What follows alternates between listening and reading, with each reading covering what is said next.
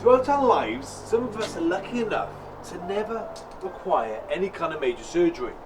But when we do, we expect the service and the care received at the hands of medical professionals to be fully transparent. But most importantly, we expect to get better because of the surgery that they performed. Surgical mesh is a medical device used by surgeons to treat hernias in men and women and pelvic organ prolapse and incontinence in women. The mesh device is usually made from synthetic polypropylene. This is intended to repair damaged or weakened tissue. Polypropylene is the second most commonly produced plastic in the world, and items created using polypropylene include carpets, mats and rugs, piping for the plumbing industry, ropes, packaging, storage boxes, drinking bottles and clothing. There's a huge movement at the moment to remove plastic from our oceans and our daily lives. So why are surgeons putting it in our bodies?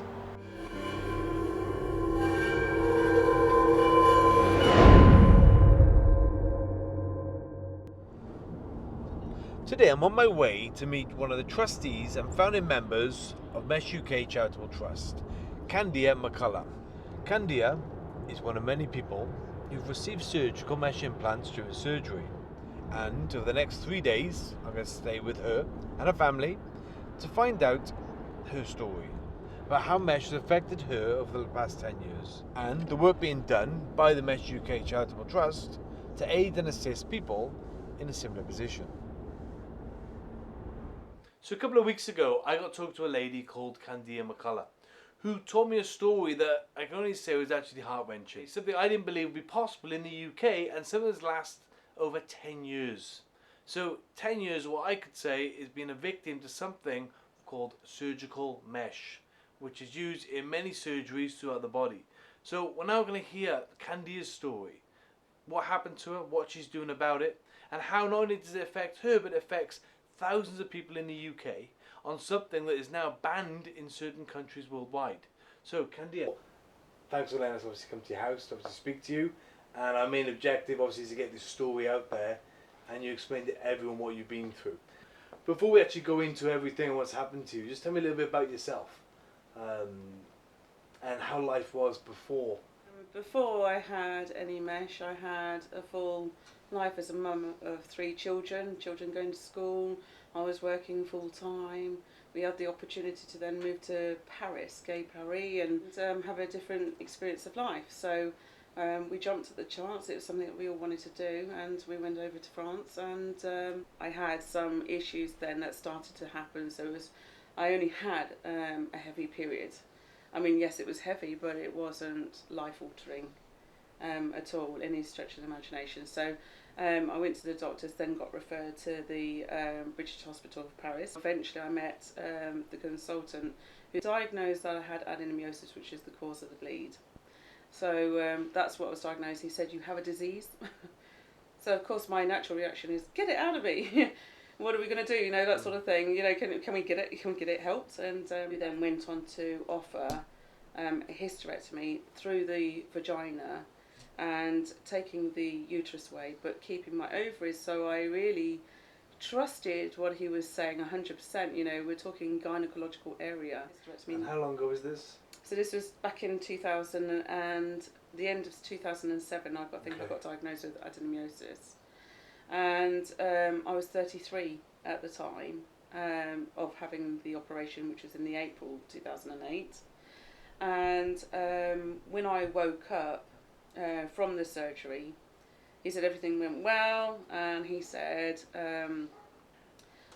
basically we fixed a prolapse, and he indicated that he fixed it real good. Now, obviously, because he's French, I know he's married to an English lady, but he's French. He indicated that, which kind of made me feel that it was something to do with my vagina, especially if they'd gone in that way or something. I don't know, but at no point did he ever say what he used. So you didn't know what they'd actually done? No, and I didn't know that the prolapse was anything that they would use anything for. So I really had no way of checking back. There was nothing online to say with a hysterectomy that's what they're going to use at the time. So I did my best in terms of research. There was nothing available, you know, and I obviously wanted the information in English to make sure I knew what I was going to be dealing with. Did you get it in English? I got it from the NHS website at the time. It was my source of tracking back to anything that I would need to know, you know, that's what I'd expected to see. And there was no mention of how they fix these things, or what they use or how they anchor it. It was really just trust. Cured then afterwards? Do you feel healthy? No, my periods were stopped, but I couldn't walk. I seem to remember being brought out on a spine board as well, so I don't know if I woke up at that time and saw me being transferred by a spine board, but my spine was in unmeasurable amount of pain. They gave me copious amounts of medicines, but they said on the whole the surgery went well and I could get off and get on with myself. So I thought, well, okay, it's all healing. I kept getting told it's all healing. It's healing well, it's healing well, it's healing well. They did do a blue dye check where they inject blue dye into the bladder because they were checking for a fistule, and a fistule is the French word for fistula. So they were checking for a fistula between what they put into my bladder and what they were looking through my vagina, you know. Because if there's blue dye gone through, it means there's a fistula between the two organs. At no point then did I ever get told about any additional surgery. The scars on the front of my pubic bone, I thought he was just a bit lax with his scalpel, you know, like he'd slipped or something. But I didn't feel it was anything to complain about. What I was complaining about was the level of pain I was in. And the fact that I was having visual distortions, I was having problems with... So you're still in pain afterwards? Yeah, this was going on for a while now. This is like 6 weeks on from a 6-week check when I went back. I still went back to him, and I think he just really got racked off at the time with me complaining about the level of pain I was in. Interestingly enough though, in France what they do is they give you a full, it's called a compte rendu, and they tell you exactly what happened in your surgery. And when I had my car accident, it was only a gentle bump. Somebody hit me on the side. I was in the driver's seat. Yeah, okay, we were a little bit shaken up, but I couldn't move my legs after that. And I couldn't understand why I couldn't. It was such a gentle prang. It was hardly worth anything. But it stopped me from being able to sit after that. And it's those sorts of things. How come this? How come that? Nothing was making sense. I knew it wasn't psychological. I knew there was some reason, but mostly I felt the slicing. So when you had this car accident, this was after the operation? The car accident was only just a few years ago, as the operation was back in 2008. Okay. Yeah. And it's that then ticked off this whole thing of trying to find out what was going on. So it was about, I couldn't find after the accident, like, you know, at some point after any car accident, you think within a week, after the nerves have calmed down and everything, because it's shock, you think at some point, you know, you're going to get a bit more mobile.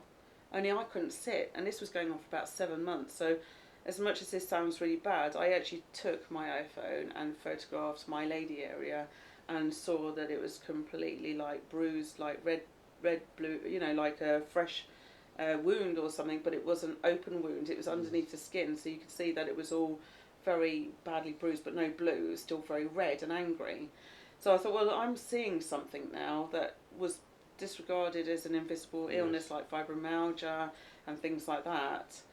Obviously your goal is to find out about this mesh, find out what's in you, find out what's wrong with you, and you went to America for this as well. Yeah, I went to America. It's one of the countries I went to out of the 4 to try and get us out.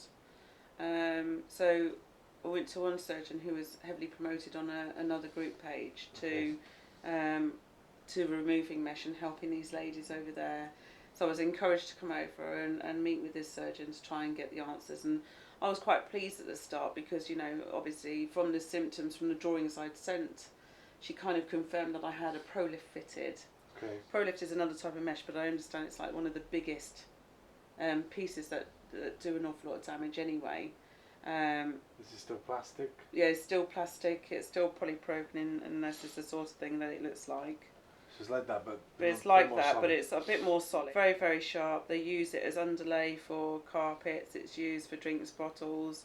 It's something that is destroying oceans and the environment, and And quite frankly, it's destroyed my environment too, and so many others. Yeah, because the body's probably So rejecting it's very it. sharp. It's I mean, you plastic. can see I cut it this morning, and you can see how it's just breaking up. Like there's, I don't know if you can see that. There's lots of little black bits there. When you went to see the surgeon in America, what did they do? Yeah, well, they kind of confirmed that I might have some sort of prolapse because of the scars and the pains that I'm suffering. Yes. So for the first time ever, I felt really, really like, oh my God, this is amazing. What she did though for me is she filled my vagina up with fluid and put a camera in at the same time. I know it sounds really hard to imagine, but she did it quite well. As she did it, it inflated the vaginal area up, and what I saw was something very sharp, like a triangle, cut through my vaginal wall. And I said to her, "What's that black thing there?" And she said, "It's not black, it's blue." I thought, well, that's brilliant then, because it sounds like everything's very, understandable, things are happening there. What was it? Well, I saw what it was, and obviously there's nothing blue in the vagina that I'll ever know of unless it is mesh. Obviously she didn't confirm that, and she did go on to do a biopsy.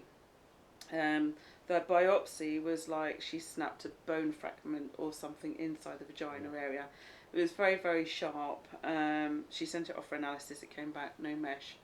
And I don't believe that for a second. I don't know why they're doing stuff like this, but quite frankly, it's got to stop, because what happened following that is I went to a local store to go and get some things with the lady I was staying with, and I couldn't walk. Something was cutting me, and I videoed a little blurb about what happened to me in that store, how I nearly passed out, how I couldn't walk, how people in the shop had to come to my aid.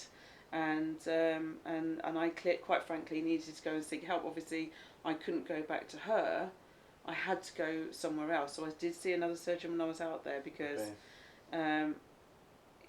this is what's been happening. I mean, we've been seeing so many doctors now, but at the time, the doctor that I saw there in the other hospital, he was very sweet. He examined me. His colleagues examined me, and they actually twanged. So if you can imagine twanging the corner of a credit card, that's what they were twanging inside my lady area. So far, obviously, you still haven't had anyone confirm about the mesh. No, they have. No, they have now. Was this from yesterday? No. So who confirmed? So I went for an MRI in June last year, before I went to America, Finland and France. June 17, okay. I went to France in the April. Okay. MRI scan with gadolinium infusion. Okay. And that was in the June. I didn't get any results, so I went over to America in the July, August, and met the two doctors there. And then obviously when I came back, I wanted to know what my results said. I knew I was wasting my time. That was my attitude, because it's all been a waste of time. I didn't think that anyone would find anything, but I can't stop fighting for the answers, because what's happening is not right. So when I got the appointment, that was in the October, and the first thing she went is, "Congratulations, you're now a statistic." Who said this? This is a surgeon that I saw locally here, that gave me the results. On Harley Street. No, not Harley Street. No. So in between me not being given the evidence, I have been given the evidence, and not just from that, but people have felt mesh and confirmed it that way, and they have been writing it now. But it's it mostly looks like on the face of it a bit like of a weak admittance. Yes. So I've had lots of weak admittances to make sure that I'm 100% ready to tell my story. You know, it's taken a lot to be here. And what did she say? So you're now a statistic? She said, "I'm now a statistic. There is a recto-vaginal fistula with mesh in between the two organs." So I'm sure you're going to want to know what a fistula is. Go on. Okay, so a fistula is basically where the mesh has gone between the two organs, because there's no room for manoeuvring, okay? You end up with one or the other sort of eroding between the two with the mesh, because obviously mesh and movement erodes through your organs, and between the two of those there is a connective communication between the two organs. So in effect, and this is disgusting, we are passing stools through our vagina, and I find that very disturbing, but it makes complete sense, because I couldn't understand why I was having acidic burning, or why there there was a discharge that was not normal of a vagina. There was some brown staining sometimes, but mostly acidic. So absolutely, everything is now become very clear. How did you work this out? The MRI showed that there was a rectovaginal fistula, and like I said, it was a gadolinium enhanced bit. It's very minute on the MRI, but it's there and it's now diagnosed. So you finally know how long? 10 years? I'm 10 weeks. It'll be 10 years in 2 weeks. So over 10 years, you're 25 MRI scans? Yes. Yeah, and it's only now, obviously, now that you see there's mesh there. Well, I've looked at these old scans and I can see that there's mesh there. I don't understand what the confusion was about, to be honest. Yeah. So you feel 25. they kept that from you? Yeah. 290 times the outpatients department. Yeah, that's the appointment letters that I've kept. Obviously, there's some where the receptionist had kept them, but I felt the need over the 10 years to help me connect the dots that I should keep them, but they became important to me. And A&E 9 times? At least, I think, yeah. Amidst hospital 10 times? Yeah. Home visits 13 times? Yes. Surgery 23 times? Yes. Ultrasound 25 times? Yes. So again, the list goes on, which really just shows how horrendous your story actually is over that past 10 years. And it's so nice to see they've actually found the mesh. And what are they going to be doing about it? I've been referred now for, obviously, to try and get this fistula removed. And I'm going, my next appointment will be to have the camera put up to locate the fistula. And they're going to put me under anaesthetic so they can be a lot more rougher with me. And I do realise the amount of risk there is involved in that, because they're going to put their hand up into a very small space where there is mesh coming through, because I've seen that on one of my cameras, coming through very low down, right towards the colon. And how I worked out there was some issue there as well is basically when I pass stools, something is scratching at the stools as it comes out, so there's a gouge. So absolutely there was something there, there always was something there. The things I've been reporting absolutely suggest mesh all the way throughout. And they're going to try and locate it. What they've suggested that they will do is try and trim the mesh that is cutting me consistently and has been doing for many years. It's not ideal, but it's a step in the right direction. The danger of it, of course, is there's a lot of nerves that help with your legs. So I'm obviously very nervous about it. The surgeon hasn't got any experience of mesh removal, but at the moment he seems to be my only chance of trying to get When's removal. it set for this? So that's on the Thursday. If they can try, what they will do is they will put blue dye into one of the organs. I can't remember if he said the vagina or the into the anus, but with a cotton wool swab, go for a cup of tea. If there's blue back through, there's communication happening. But dear, it is what it is, really. Yeah. After taking a short rest break, Candia introduced us to fellow Mesh UK trustee and medical device expert Joanne Davis, along with Candia's mother and her husband Ian.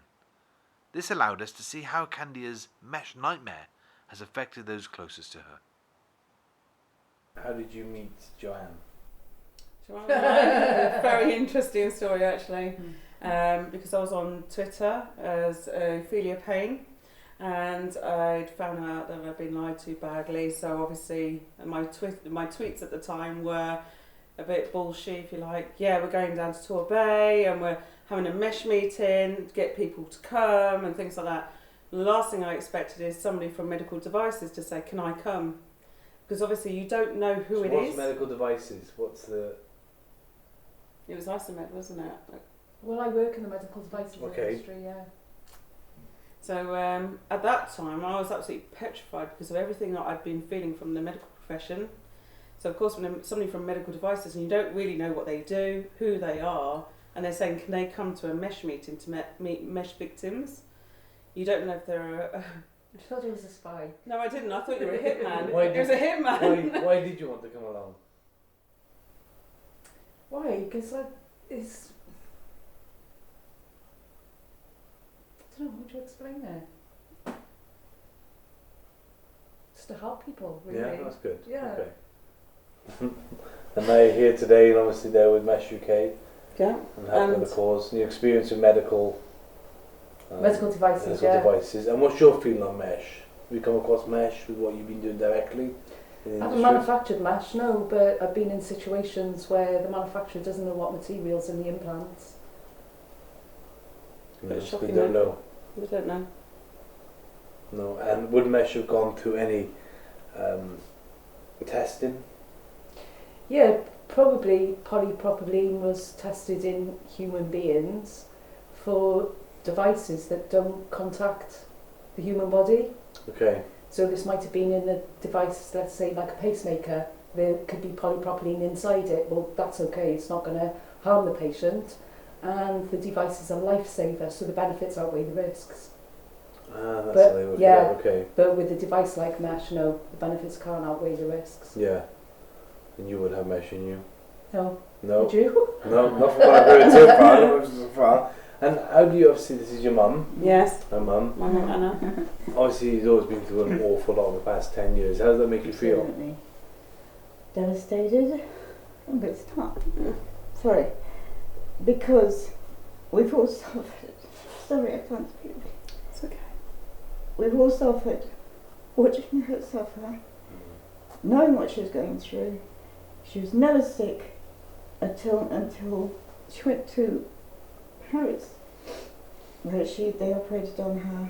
We didn't know what was wrong when they'd finished with her, but she was a totally different story. And even when I went over there to help them, because she was very sick over there, I had to pick the children up from school and be there for them, because she couldn't get about, except with great difficulty. There was one occasion where she was collecting the children from school over there and with me, and when she drove, but then suddenly when she got out the car ready to collect her children, she looked ashen and grey like clay, with blue mouth, blue tongue, and she wasn't speaking a word. It's like she wasn't alive, she wasn't there, she was just a statue.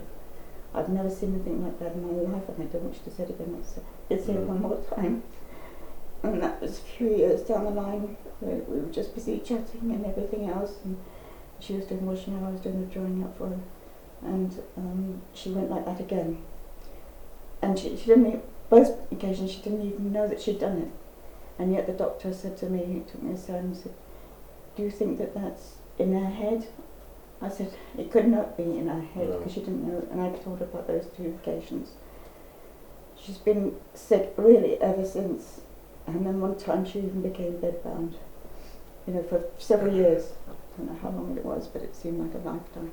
We've all suffered, but her daughters have suffered, everybody around her, and her husband, particularly us, and herself more than anything. Ghostly like screams that came out of that ambulance when they carted her off.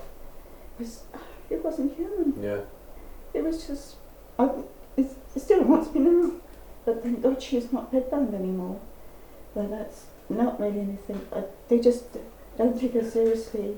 They just listen to her, and then they don't do any more. There's not helped her at all. And how has it, obviously yourself there, and how has it affected you in your life? Obviously this is your life and this is your world, and obviously the last 10 years affected everyone. Because for you I suppose it's physical and emotional, but everyone else emotional. It must be really hard. No, it's difficult, especially like I've given up work temporarily, hopefully at the moment, to sort of try and take care of Candia, and it's a job I enjoy doing, so it's quite difficult to like give that up. But she comes first, obviously, over anything, and it has been tough seeing what she's been going through over all these years.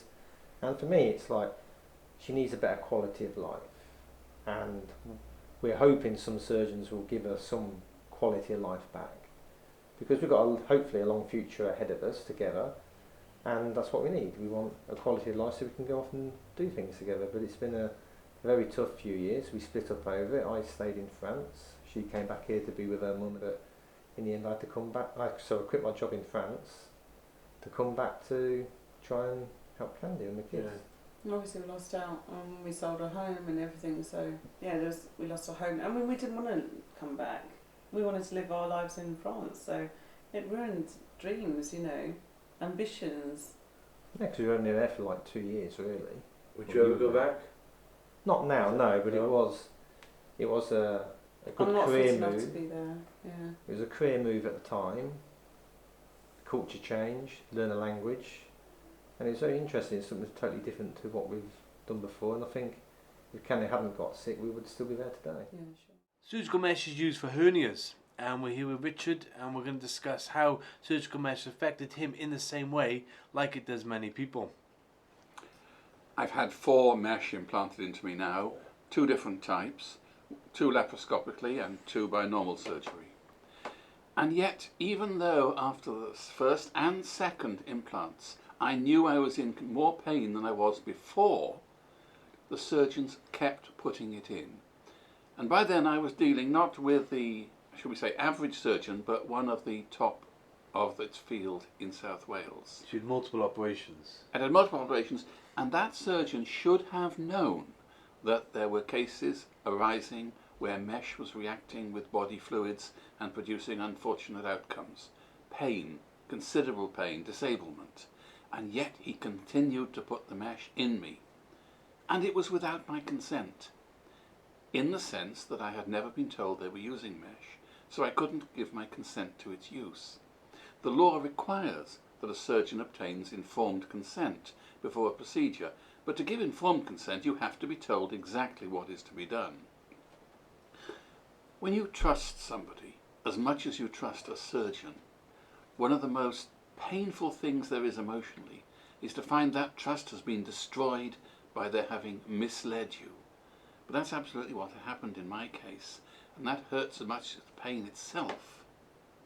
No, and it seems to be the same. Talking with lots of people, they sign, you would have signed something to say they've explained it, but no one seems to explain that you're having surgical mesh as part of that surgery. And this is so consistent with all the people I've spoken to. Of course, until the whole issue of mesh itself came up in the summer of 2016, nobody realised what was going on. Most people who'd had mesh surgery didn't know that there was a mesh involved. All they were told is they were having their hernia repaired, and they went home quite often knowing that it was repaired and feeling good about it until the pain started coming later. But people have come to me and told me that they've had surgery and that they've had pain in the groin area as a result of the surgery which doesn't go away. They had absolutely no idea that a mesh had been used in them, and they too were quite shocked when it was. And this, of course, is why the statistics are so flawed. Because these people don't know that they've got mesh in them, they haven't flagged it up as a mesh issue. Therefore, everyone thinks that surgery with mesh to fix hernias is okay. Well, it isn't. It's just it hasn't been reported because nobody knew about it. So why are they not telling them? I think you'd have to ask the surgeons that. But it is very much in their interests to sell this product. I use the word sell advisedly. This is a big money industry, the manufacture of medical implants. Various manufacturers are making huge profits.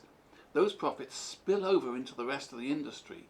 They sponsor conferences for surgeons, and soon it becomes the case that the surgeons don't want to upset the manufacturers.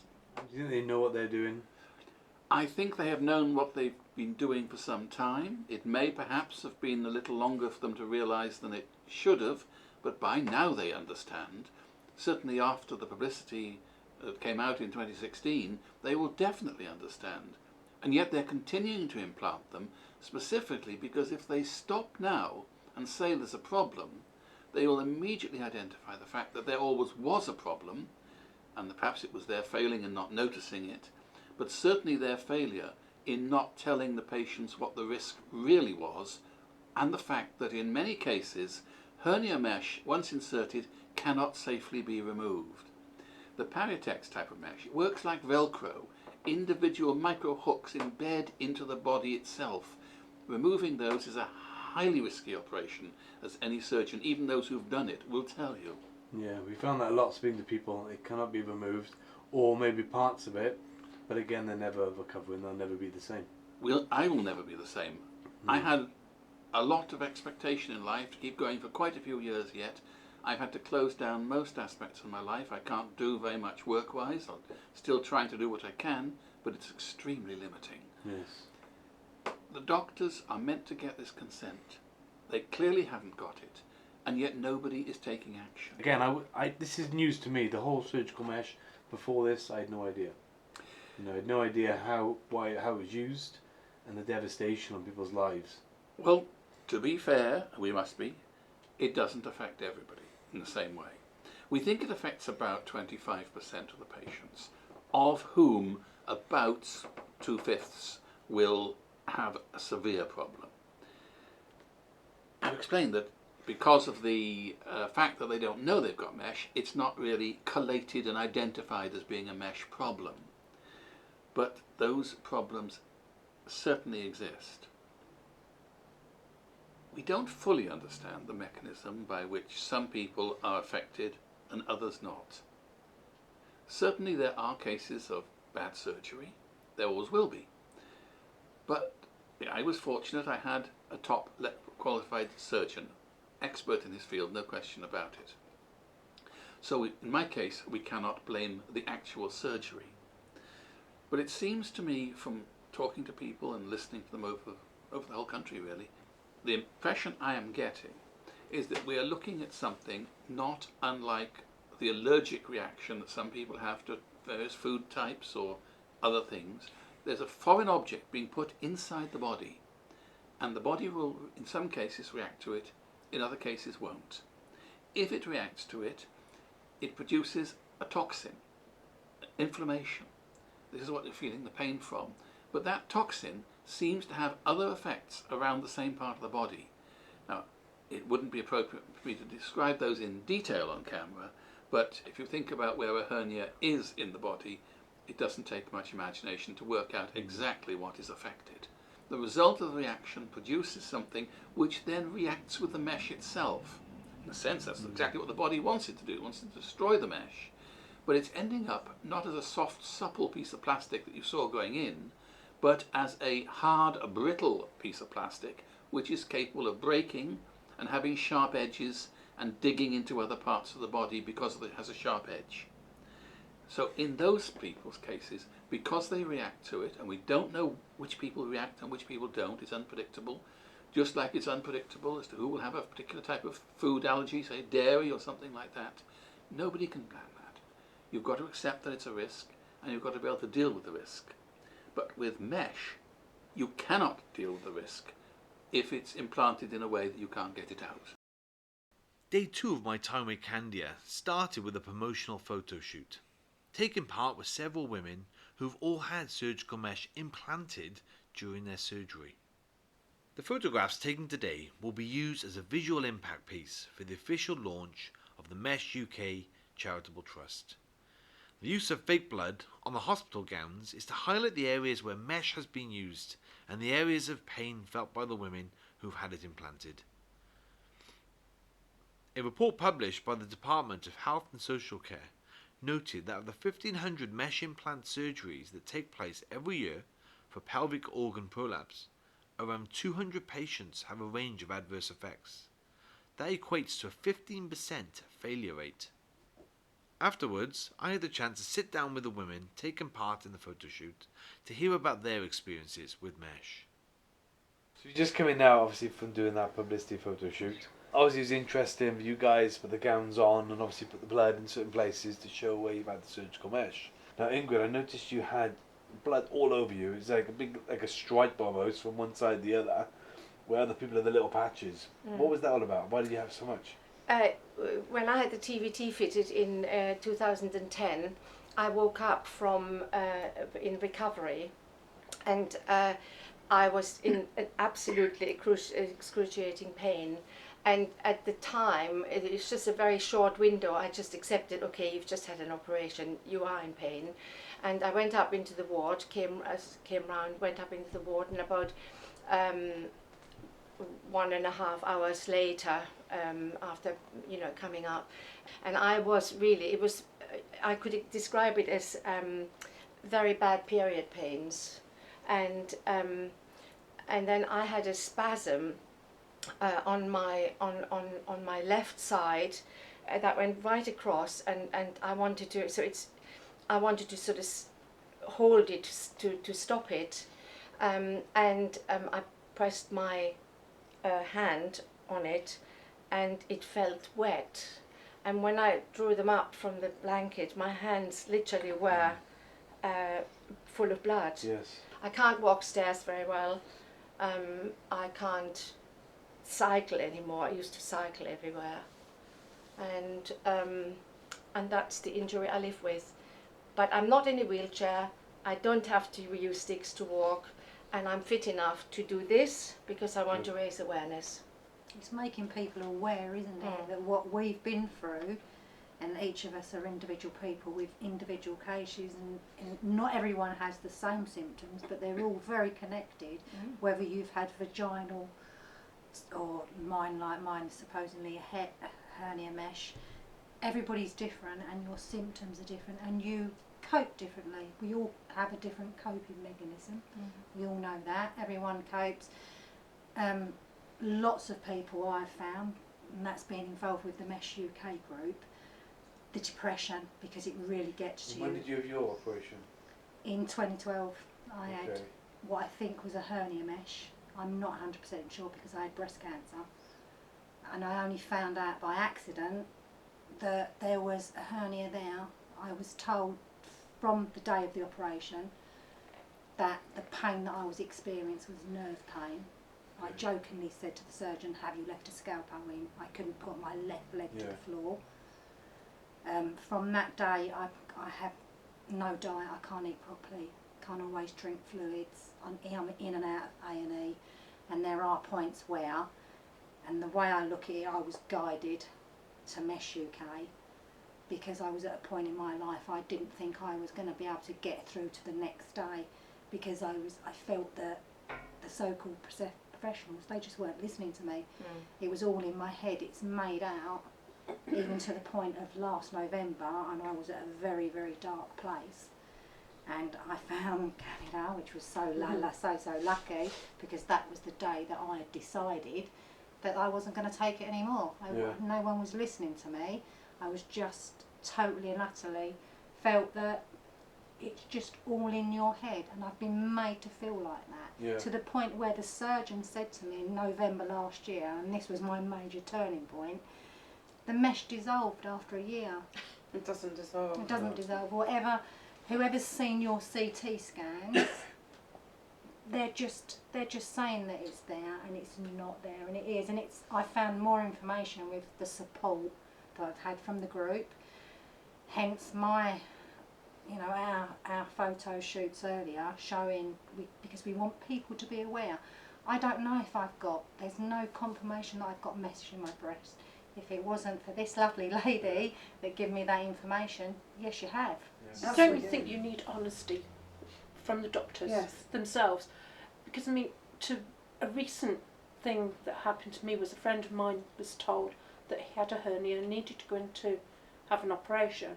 When I asked the doctor how they would fix it, they said, "Oh, we'll just put a gauze across it." Now, if he hadn't spoken to me, he would have ended up having mesh put in it. And I went, "Well, in that case, the doctor's going to put mesh in to do that." And he went, "Oh no, mesh is just for vaginas." And I went, "No." I went, "There are different types of mesh that are used in hernias, prostates, breast cancer. They're used in babies. They're used right across the board from birth to death. And if it wasn't for me, he'd have ended up having a mesh gauze. The doctor called it a gauze, not mesh. And because of me, he asked for a different type of operation where he'd have stitches put in to hold it in rather than And they'll do that, the mesh. stitches? It is, but he then had to rebook his operation for a different day because it will take longer for the doctors to do the alternative operation. You've got to know about that. But people know about that. He didn't realise there was an alternative, and if I hadn't have spoken to him about mesh, he would have ended up having mesh to solve his hernia. Why aren't the medical profession saying, "Well, we'll put mesh in to hold that back"? Because of the campaigns that are out there at the moment, it's getting quite a high profile across the board. It doesn't matter whether it's done by Mesh UK or another subsidiary group. It needs to get out there that it's not a good thing to have in. If you can have a product put inside your body, you have the right to choose. Of course, to an alternative method. So I think we want to put the information out there about the problems that mesh can cause to your body. We want to put the information out there so that people can have a choice. So we will find out what the alternatives are for you to have rather than the mesh. We're going to help support those that have been injured and hurt and are harmed by the mesh with the charitable trust that Candia has set up, that we're all going to be part of and help. And you know, our main aim is to educate people that this is not a good product to put into the human body. The Mesh UK Charitable Trust has a support group on Facebook with members located all over the world. Candia arranged for us to speak with several members from Australia, the USA, the Middle East, and home here in the UK. Hi, I'm Pauline D'Addario. My name's Will Sampson. Yeah, my name's Bernard Brown. I'm in Brisbane, Australia. My name's Daniel Beachy. My name's Justine Watts. Melinda Harrison Fit. My name is Francine. Around August 95 is when I had the hernia operation for doing sit-ups. I tell people don't do sit-ups because I've seen so many people get hernias from doing sit-ups. My story began in 2006 when I was a personal fitness trainer. I had just finished my master's degree and I was working and loving my life and was healthy and fit. I didn't smoke, didn't drink, didn't do anything. I had an operation in 2003 for two femoral hernias and one right equineal hernia. Basically, my story started when I was 12 years old. I got the operation done. I felt fine. I had developed a small incisional abdominal hernia. I woke up in pain one morning and finally a surgeon said that he had a hernia and that he needed to have a mesh. It was a left-inguinal. Mega sinus infection. I went into surgery on that because it felt like there was an anvil on my head every day, you know, so I just with the pressure. The surgery went well. It took about half an hour, in and out in half an hour, and I was released that same afternoon, so it was a day thing. I was fully incontinent from 2 large natural vaginal birthed babies. But I had some issues with pelvic organ prolapse. I have babies very fast, and my last baby came in like 20 minutes. Met a surgeon in Sydney, didn't gel. A gynecologist who referred me to somebody that I did not know at the time worked for the company that manufactured the mesh that was eventually implanted into me. And from that day forward, I had concerns about the mesh. I talked to the surgeon. I'd had an implant myself and gotten very ill from a different material, they said. And he told us not to worry about it, that my son would be fine. A year later, I went back again. I found a surgeon that I thought I was comfortable with. Not at any stage was I was told there was polypropylene in the device that was going into my body. When I went to see the surgeon for a consult, he told me nothing about mesh. He said, I didn't even know what mesh was. And he offered me this as the gold standard. What he told me is if you don't do this, then you're going to have surgery done in another 5 years. Yeah. And then 5 years and another 5 years after that. And eventually you're not going to have any vagina left. And I was like, you know, I was 32 at the time. I'm like, what? You know, I can't do that. And he's like, you'll be back up on your feet within 8 weeks, things like that. So he really sold it as this, like I said, gold standard. Woke up from the operation just screaming for painkillers. It was the worst. It was like 11 or 12. It was on a 10 scale. And once the mesh got in, I thought it was just surgery. He never got better, and then he started getting really sick, and 3 weeks into it, I realized that the mesh was making him very sick. He had fever, but not fevers. He felt like he had the flu. His skin was gray, weight was peeling off of him. Pains were everywhere. What started as a pain in the left side just grew all over his body. And I noticed that every time I was running, I started to have problems with my hip. And where the implant actually was laying over a little bit over my hip, so I noticed that it could have been something along those lines. And I was just told by doctors it's just where you've got scar tissue, it's just where the ligaments are a little bit funny there, it will go over time. So for the next year and a half, my life was seeing different specialists, surgeons, urologists, gynecologists, internists, colorectal specialists, infectious disease specialists, and I was put through every test that you can imagine. I was one of those tough guys, you know. I've never had sick days, and I was a maintenance man at Brisbane markets, and I just sort of thought, oh, yeah, it's just one of those things from the operation, you know. So I ended up leaning against the toilet wall and just sort of grimacing, and that sort of tried to get the pain subsided, but then I thought maybe I've got to walk it out of the system. So I ended up walking up and down the Beaudesert Road Highway, if you believe it, trying to get rid of the pain. Allergic reactions that I now know were a histamine-based reaction to the chemicals that were in the mesh that was implanted in me. I started having I noticed immediately that there was a small part of mesh that was exposed, and I went back to my doctor, and he told me, oh, no, that's just scar tissue. A couple more years later, when I was about 17, I started really noticing that there was a problem there. I used to have every test that I've got under the sun, so constant blood tests. I had a gastroscopy, colonoscopy. It's probably a year and a half of chronic, like super chronic pain, like a level of 9 where, you know, basically I want to black out. 2015, I started back at work for about a week, and pretty much after that all bets were off. I went home with a massive headache. I think it was within about a month or two, my tremors started. So having never had seizures, tremors or anything else, I'm now looking to get tested for Parkinson's. So, yeah. So every time I would go to the emergency departments here in Canada, near my home, I would beg them not to send me home. I was in so much pain. So they kept telling me, sorry, we can't help you. You have to see your doctor. It's not an emergency.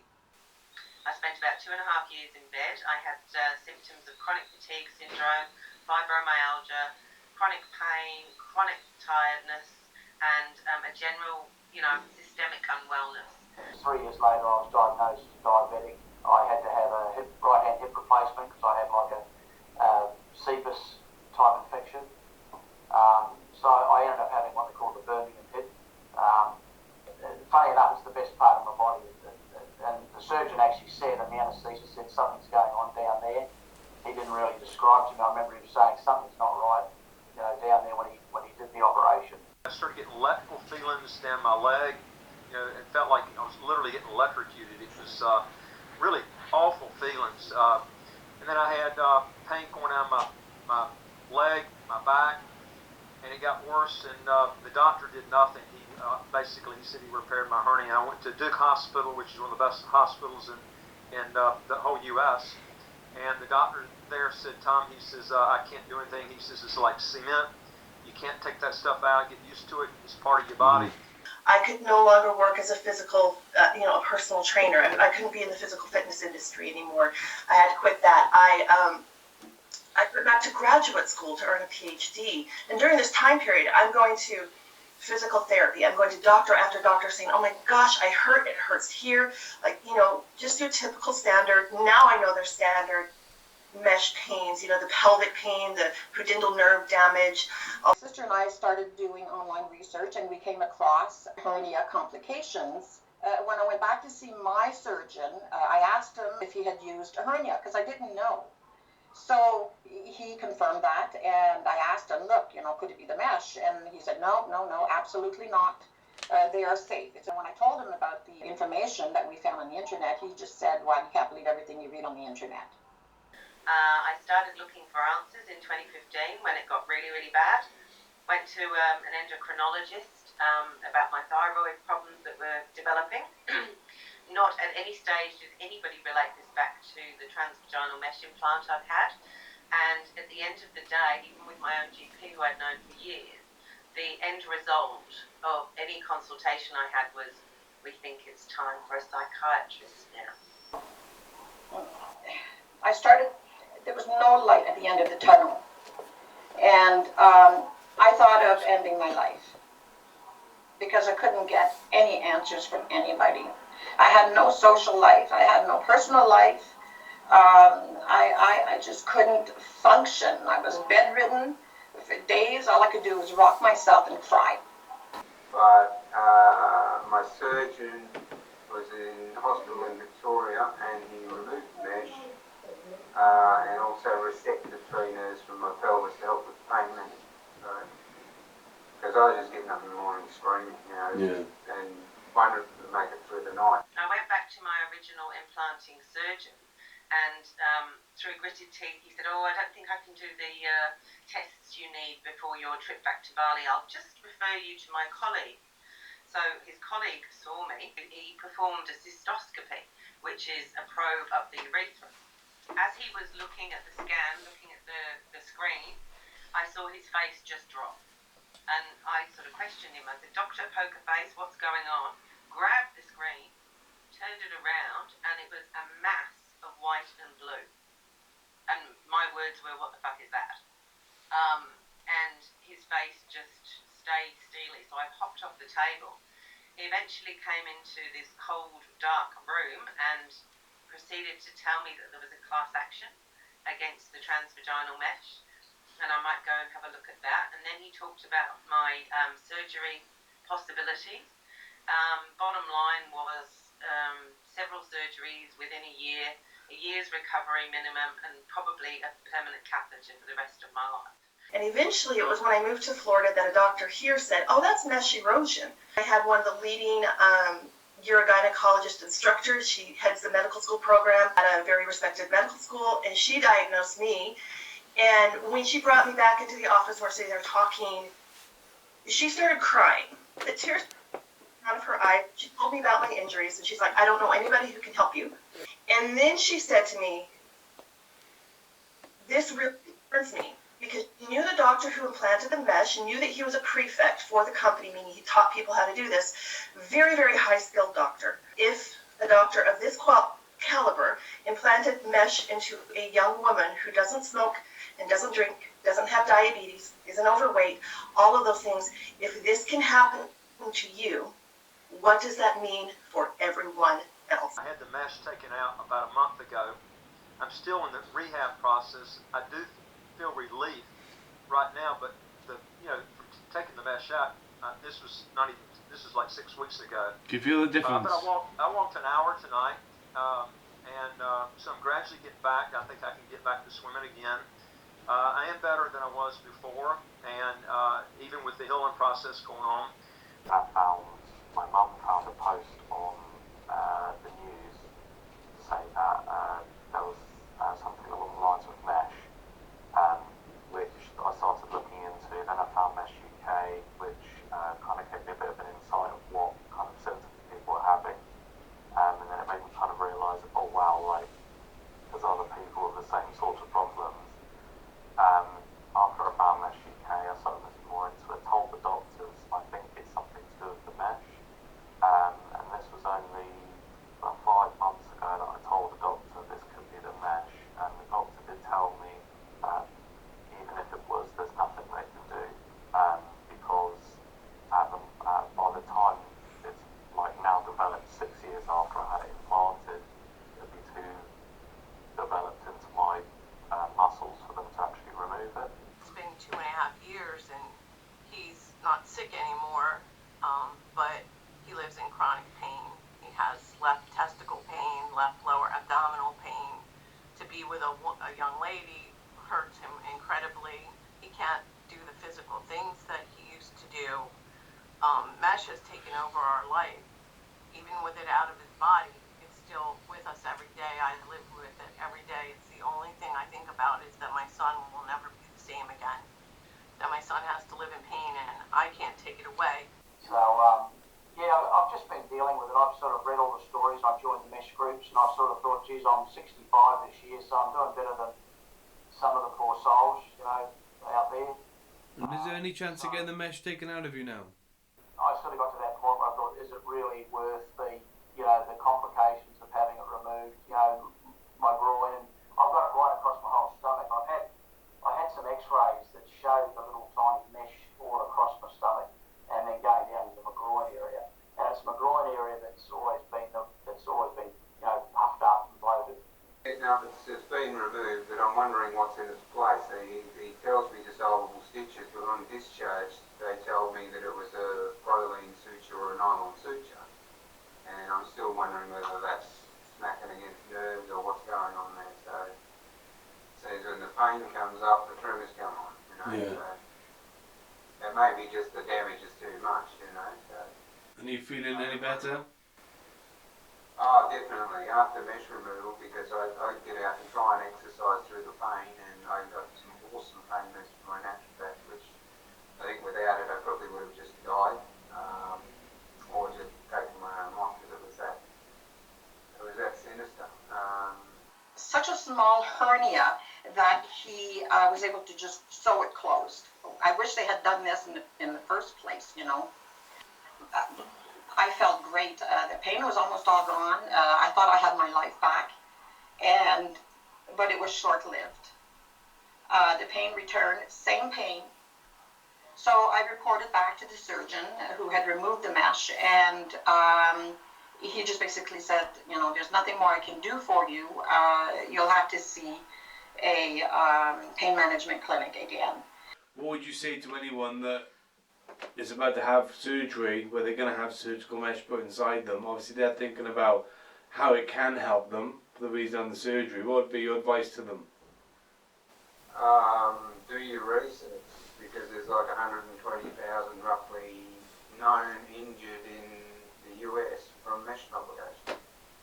So, do your research, find out other options, and talk to people online or whatever, on Facebook, on other forums, whatever, and find something that's going to suit you. Don't just run to what the doctors say, because obviously something's not right, something's not working right. To ask you, if anyone was considering this operation, a friend, a relative, or somebody you've met in the street, would you recommend in any way, in your heart of hearts, could you recommend this surgery for anything? Why would I? Yeah, it's interesting, isn't Why it? would I put the contents of a plastic chair into my pelvis? Yeah. What on earth sense would that ever make? The systemic damage that has done to me may be irreversible. I was one of the lucky ones because I had great insurance. I was young. I didn't smoke. I didn't drink. I wasn't overweight. All those things that kind of complicate some of the problems that women have. It was a brutal surgery to remove it. I had incredible damage just everywhere. When we went into it, we didn't know if I was even going to be able to walk. We didn't know if I was going to need a colostomy bag or an ileostomy bag. We didn't know if I was going to... Have they got it all out? Is it all out now? Is all the mesh out? As much as they can Which get. they can, of course. It's about 95%, but because mesh degrades in the body and begins to break down, they can only get out as much as they can. And how are you now yourself compared to how you were? My life now is completely different than what I was before mesh. But here's the thing, is that even though mesh removal surgery was brutal and it nearly killed me, I would do it again in a heartbeat. I know that there's still pieces of it left. We're never going to get all of it out, but we got the majority of it out. And so that has also helped reduce that toxic load. And I know that from a psychological standpoint, I'm not living in complete fear anymore like I was before, because it felt like I had a ticking time bomb in me. See, again, it's the it always seems to be the same, doesn't it, every time? Different perspectives. So mothers, this is what I'm trying to do, get all different across the world. It's different people, children growing up. Well, that's it. And again, it keeps showing the same type of thing where you need surgery, they put mesh inside, kind of fixes the surgery, but it doesn't. It kind of leaves leaves them in pain. You can see where it just being there, obviously with the plastic inside them, causing other injuries, and it's just the same over the years. Then getting worse and worse. They kind of take it out. They can never take it all out, and then they're still suffering. And it's exactly the same worldwide with every single person we speak to. We are now on day 3 of our stay with Candia and McCullough. Candia has had 10 years of severe issues and problems related to the use of surgical mesh implants. Yesterday we had the opportunity to meet with several people who've all suffered painful and sometimes debilitating adverse effects of their surgical mesh implants. To show this is not just a UK problem but also a worldwide issue, we spoke with several people from different countries who are members of the support group started by Candia. Today, Candia has taken me to a weekly massage therapy session with Michelle Bunning, who has created a specific massage for Candia that is designed to help relieve the daily pain and discomfort she is in. Hi, darling. Hey, you're right. Nice to see you again. Yeah, aren't you? How are you feeling? Not too bad, thank you. Oh, good. So you've been doing anything? Not a lot. What you been doing? Not a lot. Nothing? You feeling okay? Not too bad. Could do with my massage again. Okay, well let's get you sorted then. So far I see you've gone up the legs with these hot water bottles and I see you make it all warm. So why are you actually doing that? How's that work? How's that help Candia? We're incorporating the heat so it relaxes the muscles more. With Candia, her whole body's quite tense, so if we didn't do that, she'd be in excruciating pain, wouldn't you? Yeah, so the sort of feeling that I have is without the heat, which I've tried having massages for years and things like that, but it's proper deep tissue massage.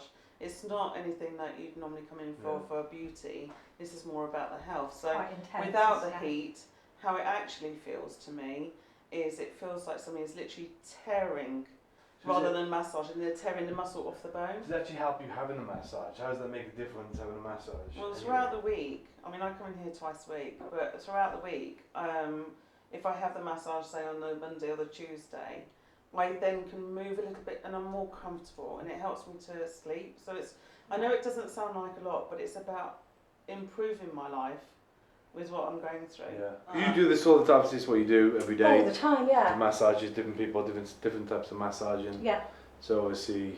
We have sports injuries and we get to work with people's body and we know exactly where it is, but with this, it's like totally... We've not really come across it before. So, so it's a little bit different than the massage that you're doing now that you're doing normal. Oh, absolutely, yeah. Yeah. Yeah. We have to really work at it. We have to warm up the body. And they have to go specifically to the worst areas as well, work more with that. The groin, in the groin area here, as you can see and feel yourself. There's foreign bodies either side. Yeah. You can feel that, can't you? You can actually feel them. Feel the mesh. You can feel it in the groin area. Yeah. Both sides. It's I've never come across that with Would you like any of my to clients. feel where the If you push down, you can feel more so here. Is that there? Have I got that there? Can you feel something where it goes more organic? It almost feels like a gland, but if you go further, if you go here, you can feel, but you have to be really careful because it's like glass. It feels like broken glass to me, but can you feel? A little bit, yeah. You can feel something there that's not until meant we've to be warmed there. it up and worked it properly. You've got to. You can really feel. See, this is what's so strange is because I was told that I didn't have any mesh at all, but people can feel it. Yeah. This isn't in my imagination, it's not in my head. People could actually feel it and they could feel the effects on my body. Feeling the pressure okay? Yeah, it's fine. So foreign body, It'll always mesh, the surgical mesh. I would say so, yeah. If it's not that, then So bits of plastic in your there's body. got to be, there's something there, definitely. So obviously now we've just done the massage with Candia, which is a little bit different. Yeah. But obviously just done twice a week as well. But I know this is also personal to you. I had a hysterectomy at 30. I had fibroids on my womb, which I've later now found out I didn't really need the hysterectomy. After that, I resulted in an incisional hernia across the scar, which was like about that big. So I've been in and had that repaired, but they also damaged my bladder. So I've had problems with my bladder. I suffer probably twice a month with UTIs. Okay. I'm on 2 lots of antibiotics. Like I take them every single day, which obviously isn't good for you. I was saying again with surgical mesh. Surgical mesh, yes. Yeah, and that's the hernia.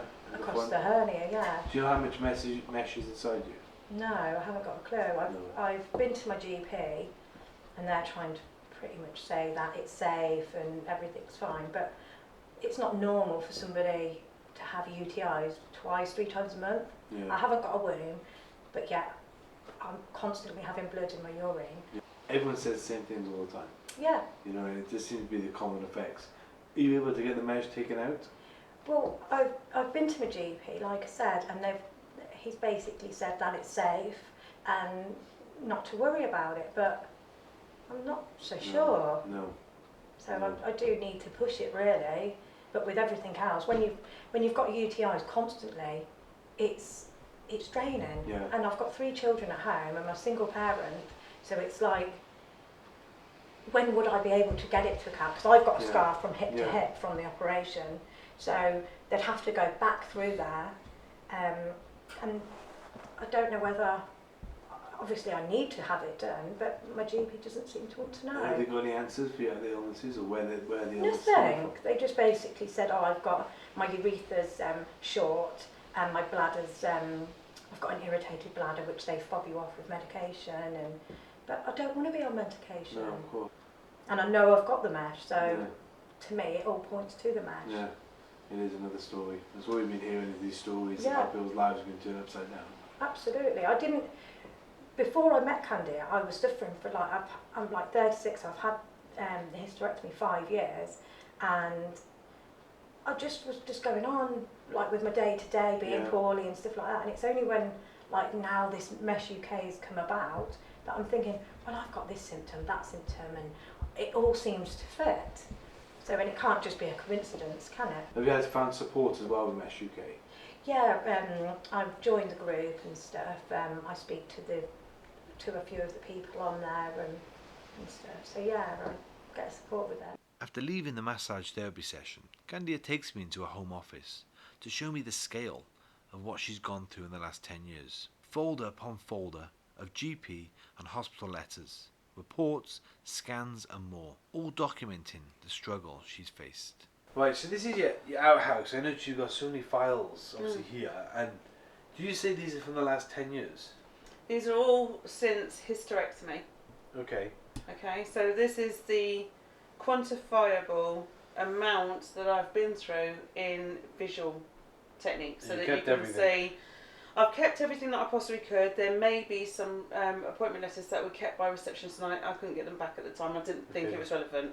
So these here represent the figures that you've got, as in like how many appointments and how many blood tests, how many. It's very organised. Thank you. And I noticed, if you don't mind me just opening them up. No, that's fine. Look at that. I tell you what, look, we've even got the dates. That's the recent. So I noticed there, May 2017, we got February 2018. Yeah. And straight away there's, what is it? This is the picture, what is it? This picture? This one was a CT scan that was taken prior to me going to UCLH for adhesion removal, but also to look for the mesh. Now, if you remember what I was saying before, I've been told that I don't have any mesh, so it's quite interesting to find something that looks clearly, but I'll pull it out because you can see there that that's not an organic. It's not what you expect to find something that shape. It looks like plumbing equipment. So we've got. You've got these dense areas that show up on an MRI. Yes. And this was done on a CT scan with iodine, I think, if I remember correctly. And you can see these white areas clearly showing that there is something like a scaffold or something to pull my body together, whether I liked it or not. I didn't have a diagnosis, so I didn't like it. I've never liked it. But at least now we can see why I've been disabled, needing carers, needing all these MRIs, why I've got all these English medical files, plus the French one as well, because obviously that's a lot of information. I can't talk and stand. See, I lose it, my brain goes.